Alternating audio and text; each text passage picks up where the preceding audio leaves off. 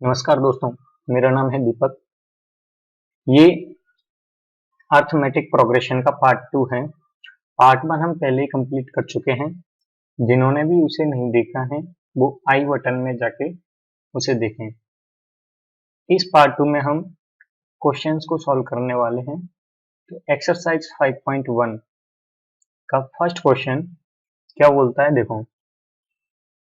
In which of the following situation does the list of the numbers involve make an arithmetic progression and why. ठीक है ना, कि इन situations में यदि कोई लिस्ट एपी बनाती है तो क्यों बनाती है। ठीक है, तो इसका हमें आंसर देना है। ठीक है, तो इसमें पहला क्वेश्चन क्या है, फर्स्ट का फर्स्ट यानी 1.1।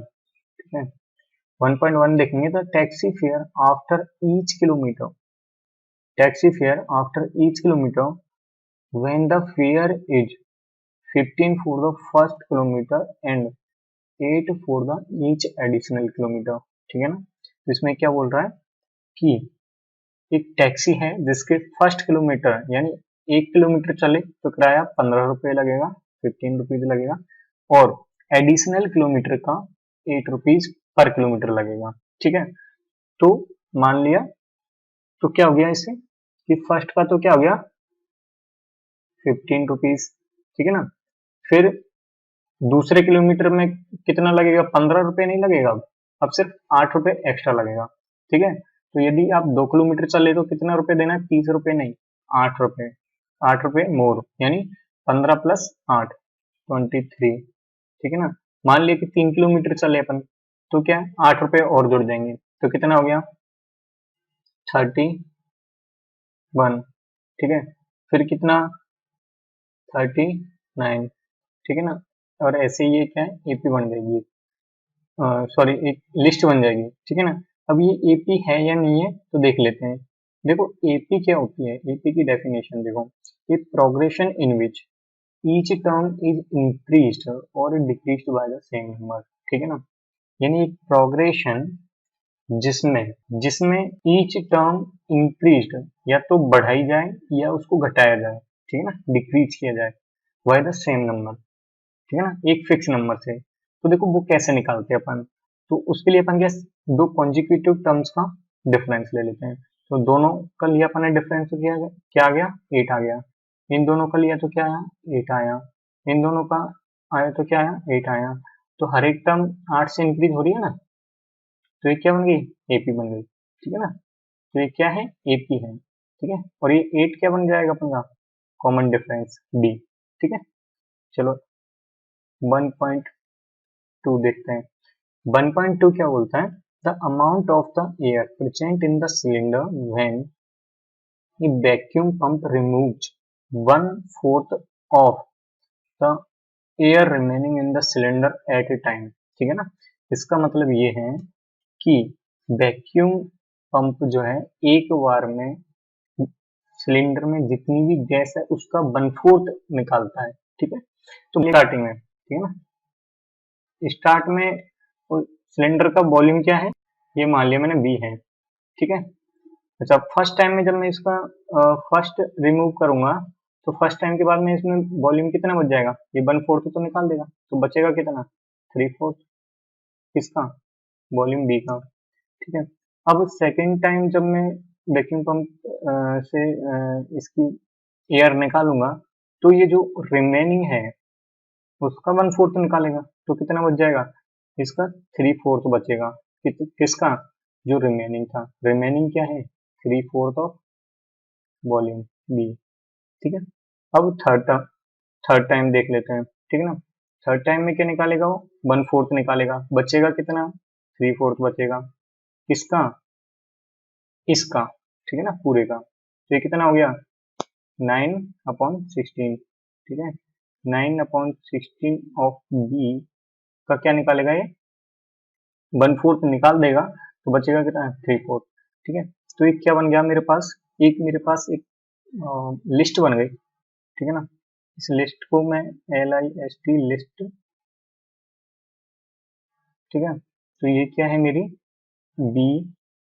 ठीक है, फिर क्या बना 3/4 बी फिर क्या बना 9/16 भी, फिर क्या बचा 27/64 भी। ठीक है, तो देखो अब मुझे एपी कोई भी टर्म, कोई भी लिस्ट या कोई भी सीक्वेंस एपी होने के लिए उसका ये जरूरी है कि उसकी हर एक टर्म सेम नंबर से या तो इंक्रीज हो, मतलब उसमें एक फिक्स नंबर, एक कांस्टेंट या तो जुड़े या उसमें से माइनस हो। ठीक है, तो वो हमारी एपी होगी।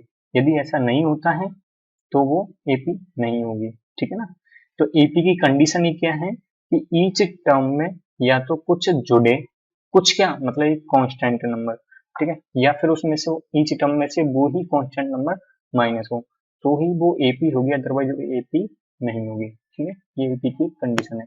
तो देखो इन दोनों का यदि मैं डिफरेंस निकाल के देखूं तो इन दोनों का डिफरेंस क्या हो जाएगा -1/4। ठीक है, इन दोनों का मैं डिफरेंस निकाल के देखूं, ठीक है ना, इन दोनों का, इन दोनों का डिफरेंस निकाल के देख लो तो 16 इसका क्या हो जाएगा एलसीएम हो जाएगा, तो एस ऐसा आएगा ये। ठीक है, तो ये क्या सेम नंबर आएंगे दोनों, नहीं है। ठीक है ना, तो ये एपी नहीं है, ये एपी नहीं है। ठीक है, ठीक है, 1.3 को देखते हैं। 1.3 में क्या बोल रहा है, the cost of the digging of A wall after every meter of the digging when it cost 150 for the first meter and rises by 50 rupees for each subsequent meter। ठीक है ना, तो वापस से क्या बन गया एपी बन गई ये वाली, क्यों, क्योंकि फर्स्ट के लिए तो क्या है 150। ठीक है ना, फिर यदि 1 मीटर गड्ढा खुदवाना है तो 150 रुपये लगेंगे, फिर यदि 2 मीटर खुदवाना है तो 150 लगेंगे, फिर 150 दोबारा से नहीं लगेंगे, सिर्फ 50 ही लगेंगे एक्स्ट्रा। ठीक है ना, 50 एक्स्ट्रा लगेंगे। तो ये अपन का नेक्स्ट टाइम में क्या होगा 200, फिर 250। ठीक है ना, ऐसे ऐसे होगा। ठीक है, तो इन दोनों का, इन सबका कॉमन डिफरेंस क्या आ रहा है, कॉमन डिफरेंस इन सबका क्या आ रहा है 50-50 आ रहा है। ठीक है ना, तो ये एपी होगा। ठीक है ना, तो ये 1.3 एपी होगी। ठीक है, तो देखो दोस्तों यहाँ हम 1.4 देखते हैं, और 1.4 क्या बोलता है कि the amount of the money in the account every year when 10,000 is deposited at compound interest is 8% per annum। ठीक है ना, तो सबसे पहले तो देख लेते हैं कि कंपाउंड इंटरेस्ट का फॉर्मूला क्या होता है। ठीक है, कंपाउंड इंटरेस्ट का फॉर्मूला, ठीक है ना, तो उसका अमाउंट निकलता है, ए क्या है टोटल अमाउंट। ठीक है, मतलब फर्स्ट ईयर का जो अमाउंट होगा, अच्छा पी क्या है यहाँ पे, पी प्रिंसिपल अमाउंट है, प्रिंसिपल अमाउंट कितना है 10,000, आर क्या है रेट, रेट कितना है 8%। ठीक है ना, तो यहाँ पे परसेंट को हमने क्या है 1/100 लिख दिया। ठीक है, तो ये क्या हो गया 8/100। ठीक है, और टी क्या है टाइम है। ठीक है, तो जैसे मान लो कि मुझे अमाउंट 1 साल के बाद, ठीक है ना, कि मेरा 1 साल के बाद 8% की इंटरेस्ट से मेरा अमाउंट कितना हो जाएगा, तो मेरा अमाउंट हो जाएगा प्रिंसिपल अमाउंट इंटू 1+8/100 की पावर 1। क्यों, क्योंकि टी क्या है टाइम है, टाइम किसका ईयर में। ठीक है, तो फर्स्ट ईयर है तो 1। ठीक है, तो ये हो जाएगा 10,800। अच्छा अब ये सेकेंड ईयर के बाद में क्या होता है, सेकेंड ईयर के बाद में अमाउंट मेरा कितना हो जाएगा, अब यहाँ पे देखो, ओ सॉरी, हाँ ये तो 10,000 ही है ना। यहाँ पे देखो मेरा अमाउंट क्या बन जाएगा, मेरा अब जो प्रिंसिपल अमाउंट है, प्रिंसिपल अमाउंट मेरा अब 10,800 बनेगा। ठीक है ना, रेट वगैरह सेम रहेंगे, और अब यहाँ पे ईयर सेकेंड हो गई। ठीक है, तो सेकेंड ईयर है, तो अब इसके बाद में जो है 2 हो जाएगा यहाँ पे। ठीक है ना, पावर में, तो इसको सॉल्व करने के बाद में अपन का ये आ जाएगा 12,597, 12,597। ठीक है, तो अब देखो इससे हमारी अमाउंट की लिस्ट बना लेते हैं कि हमने डिपॉजिट किया था 10,000, फिर 1 साल बाद वो हो गया 10,800, फिर 2 साल बाद वो अमाउंट हो गया 12,597.12, ठीक है। फिर थर्ड ईयर के बाद जो है वो कितना हो जाएगा, उसको जो है इस फॉर्मूले में रख के अपन सॉल्व कर सकते हैं, ठीक है। तो अब हमारा एपी की बात आती है कि ये जो अमाउंट की जो सीक्वेंस बना है, ये सीक्वेंस है या नहीं है सबसे पहले तो, ठीक है ना। ये लिस्ट बोलेंगे अभी तो इसको अपन, ठीक है। तो लिस्ट जो बनी है ये हमारी एपी है या नहीं, ठीक है, इस चीज को देखेंगे। इस चीज के लिए अपन क्या करते हैं कि दो कॉन्जिक्यूटिव टर्म्स का डिफरेंस लेके देखते हैं, ठीक है। और इसके लिए हम दो ही, इसकी टेस्टिंग के लिए हमें 3 टर्म ही काफी है, ठीक है। तो इन दोनों का ले लो और इन दोनों का ले लो। यदि इन दोनों का सेम आ रहा है तो फिर हमारा क्या है, कॉमन डिफरेंस। यदि सेम आ रहा है तो फिर वो हमारा एपी है, अदरवाइज नहीं है। तो यहाँ पे आ रहा है क्या सेम, यहाँ पे नहीं आ रहा, ठीक है ना। तो ये हमारी एपी नहीं है, ठीक है। अब देखो नेक्स्ट टॉपिक देखो। तो दोस्तों यहाँ पे मेरा नेक्स्ट टॉपिक आता है, नेक्स्ट क्वेश्चन आता है सेकंड क्वेश्चन क्या बोलता है अपन का कि फर्स्ट 4 टर्म्स निकालनी है मुझे एपी की, जिनका ए दे रखा है और डी दे रखा है, ठीक है ना। तो यहाँ पे मेन क्वेश्चन ये आता है फर्स्ट 4 टर्म क्या होंगे, ठीक है ना। तो इसका कॉन्सेप्ट मैंने इससे पहले वाली वीडियो में बनाया था, ठीक है ना। वो यदि नहीं देखी है तो वो पहले वो देख लें, ठीक है ना। उसका लिंक डिस्क्रिप्शन में भी है और आई बटन में भी है, ठीक है। तो कहीं से भी जाके उसको देखें पहले, ठीक है। तो मैं बता देता हूँ कि जो अपन का इवन होता है तो हम टर्म्स को कैसे मानते हैं, ठीक है ना। तो इवन होता है तो हम ए माइनस डी और ए प्लस डी, इसको तो हम क्या मानते हैं, इसको ये अच्छा ये सेकंड क्वेश्चन देख रहे हैं अपन, ठीक है ना। इस अपन को 4 टर्म्स चाहिए, फर्स्ट 4 टर्म्स चाहिए, ठीक है ना। तो हमारा जो है ए माइनस डी और ए प्लस डी, ये हमारा मिडिल टर्म होता है। और यहाँ पे हमारा जो कॉमन डिफरेंस है डी जो होता है वो 2d के बराबर होता है, ठीक है ना। तो देखो अब 2 टर्म तो हो गई, तो एक टर्म इससे पहले होगी और एक टर्म इसके बाद होगी, क्योंकि ये दोनों मिडिल की है। तो नेक्स्ट टर्म क्या होगी, ए प्लस 3d, ठीक है ना, क्योंकि ए प्लस डी प्लस 2d, ठीक है।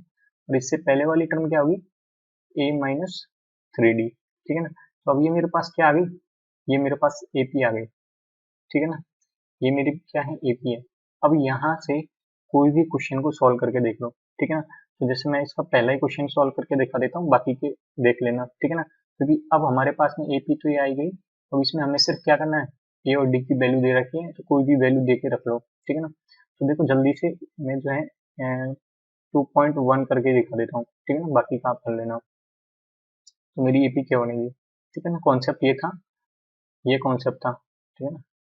ये कि इवन जब टर्म पूछी जाती है तो मिडिल टर्म क्या मानते हैं और कॉमन डिफरेंस क्या मानते हैं। यदि आपको नहीं पता तो जो फर्स्ट वीडियो है उसको जाके देखो पहले, ठीक है ना। उसमें बिल्कुल सारे कॉन्सेप्ट एक्सप्लेन कर रखे हैं, ठीक है। तो देखो इसमें देखो ए की वैल्यू क्या दे रखी है, यहाँ पे 10 दे रखी है और डी की वैल्यू भी 10 दे रखी है, ठीक है ना। तो देखो फर्स्ट फर्स्ट टर्म क्या पाना कि ए माइनस डी, तो ए क्या है 10, डी क्या है 10, तो ए है 10, ठीक है ना। तो 10 माइनस 3d, ठीक है ना, तो 30 हो गया, ओके। सेकंड टर्म क्या है, ए माइनस डी, ठीक है ना, मतलब 10 माइनस 10, ठीक है ना। नेक्स्ट टर्म क्या है, ए प्लस डी, यानी 10 प्लस 10, ठीक है। नेक्स्ट टर्म क्या है, ए प्लस 3d, ठीक है, मतलब बोलो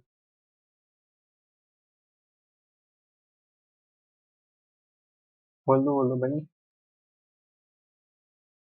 ए प्लस ना, देखो 10 प्लस में 30, ठीक है।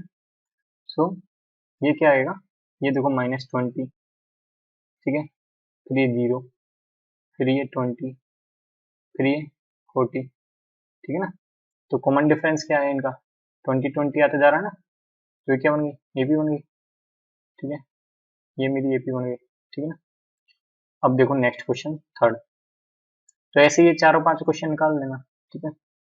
देखो the for the following APs right the first term and common difference, ठीक है ना। तो देखो फर्स्ट टर्म तो सबकी फर्स्ट टर्म ही हो जाएगी, ठीक है ना। जैसे फॉर एग्जांपल मैं 3.1 ले लेता हूँ, तो 3.1 में फर्स्ट टर्म क्या मेरी फर्स्ट टर्म क्या है, ए क्या है 3, तो कॉमन डिफरेंस, ठीक है ना। तो देखो मेरी जो फर्स्ट क्वेश्चन दे रखा है वो क्या दे रखा है 3, 1, -1, -3, वैसे है, ठीक है ना। तो देखो इसकी फर्स्ट टर्म तो क्या हो गई, ये हो गई, ठीक है ना 3। अब इसका कॉमन डिफरेंस निकालना मुझे डी, ठीक है ना। तो ये क्या होगा, दो कॉन्जिक्यूटिव टर्म्स का डिफरेंस होगा, तो सेकंड माइनस फर्स्ट कर लो, 1 - 3, ठीक है ना, क्या आया -2 आया, ठीक है ना। इन दोनों का ले लो, तो ये क्या -1 -1, ठीक है ना, तो -2 आया, तो इसको कॉमन डिफरेंस क्या गया -2, ठीक है ना। कॉमन डिफरेंस क्या है, कॉमन डिफरेंस क्या है -2, ठीक है ना। फर्स्ट टर्म क्या है 3, ठीक है। इस तरीके से कोई भी क्वेश्चन सॉल्व कर सकते हैं। तो अब देखिए अपन का फोर्थ क्वेश्चन आता है, ठीक है ना, 5.1 का फोर्थ क्वेश्चन। फोर्थ क्वेश्चन क्या बोलता है, फोर्थ क्वेश्चन हमें बोलता है कि which of the following are APs, ठीक है ना। If they are APs then find the common difference and write 3 more terms, ठीक है ना। तो पहले तो हमें ये देखना है कि इन दो सब में एपीज कौन कौन सी हैं, और यदि वो एपीज हैं तो हमें क्या करना है, उसका नेक्स्ट 3 टर्म्स और लिखनी है, ठीक है ना। तो जैसे फॉर एग्जांपल मैं 4.1 करके देखता हूँ, ठीक है ना। 4.1 4.1 क्या दे रखा है मेरे को 2, 4, 8 और 16, ठीक है। तो ये एपी है या नहीं है, तो मैं क्या करूंगा कॉन्जिक्यूटिव टर्म्स का डिफरेंस लेके देखूंगा। तो यहाँ पे क्या आ रहा है, यहाँ पे क्या आ रहा है 4 - 2 2, ठीक है। यहाँ पे क्या आ रहा है 4, यहाँ पे क्या आ रहा है 8, ठीक है ना। तो ये क्या सेम है, नहीं है, ठीक है। तो ये एपी नहीं है, ठीक है ना। 4.2 देखते हैं, 4.2 क्या बोलता है, 4.2 है अपन का 2, 5/2, 3, 7/2, ठीक है ना। तो इनका अपन क्या देख लेते हैं, कॉमन डिफरेंस देख लेते हैं। कॉमन डिफरेंस क्या 2, तो अपन का क्या आ जाएगा 1/2, ठीक है। इन दोनों का कॉमन डिफरेंस क्या आएगा 3 - 5/2, ये भी 1/2, ठीक है ना। 7/2 - 3 क्या आएगा, ये भी 1/2, ठीक है ना। तो ये क्या है हमारा, ये हमारा एपी है, एपी है, और इसका कॉमन डिफरेंस क्या होगा 1/2, ठीक है ना। अब क्वेश्चन में क्या बोला, यदि वो एपी है तो उसकी 3 और टर्म लिखनी है, ठीक है। तो एपी की नेक्स्ट 3 टर्म्स क्या हो जाएंगी, इन नेक्स्ट,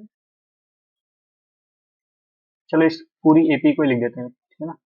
तो एपी क्या बन जाएगी अपन की 2, 5/2, 3, 7/2, जब 7/2 में अपन यदि 1/2 ऐड करेंगे तो 4 आएगा, 4 में 1/2 ऐड करेंगे तो 9/2 आएगा, ठीक है ना। और 9/2 में यदि ऐड करेंगे 1/2 तो आएगा अपन का 5, ठीक है ना। ऐसे ही ये भी बन जाएगी, ठीक है ना। अच्छा एक और क्वेश्चन लेके देख लेते हैं कोई भी, जैसे 6th लेके देख लेते हैं, ठीक है ना। तो 6 में देखो पहला क्या है 0.2, फिर है 0.22, फिर है अपन का 0.222, फिर है 0.2222, ऐसे ऐसे है, ठीक है ना। तो ये है या नहीं है, तो कॉमन डिफरेंस लेके देखते हैं। इन दोनों का कॉमन डिफरेंस लिया तो क्या आया 0.02, इन दोनों का मैंने कॉमन डिफरेंस लिया तो क्या आया, सॉरी इन दोनों का डिफरेंस लिया तो मैंने क्या आया 0.002, इन दोनों का लिया तो 0.0002, तो ये क्या सेम है सब, नहीं है, ठीक है ना, सेम नहीं है। तो ये एपी है, ये एपी नहीं है, ठीक है। तो इस तरीके से हम क्या है कि सारे क्वेश्चंस निकाल सकते हैं, ठीक है। तो मैं इस वीडियो को यहीं पे खत्म कर रहा हूँ, और ये 5.1 अपन ने कर लिए, ठीक है। इस वीडियो की समरी क्या है, समरी ये कि अपन को ध्यान रखना है इस वीडियो में, इस चैप्टर में हमें ध्यान क्या रखना है कि एपी की डेफिनेशन क्लियर करनी है। एपी की डेफिनेशन क्या है कि a progression in which each term is increased और decreased by the same number, ठीक है ना, तभी वो जाके एपी होगी, अदरवाइज वो एपी नहीं होगी। अच्छा उसको देखने का तरीका क्या है कि दो कॉन्जिक्यूटिव टर्म्स का अपन क्या ले लेंगे, दो कॉन्जिक्यूटिव टर्म्स का अपन डिफरेंस ले लेंगे, यदि वो सेम हो रहा है, ठीक है ना, तो वो एपी है, अदरवाइज वो नहीं, ठीक है ना। Okay thank you.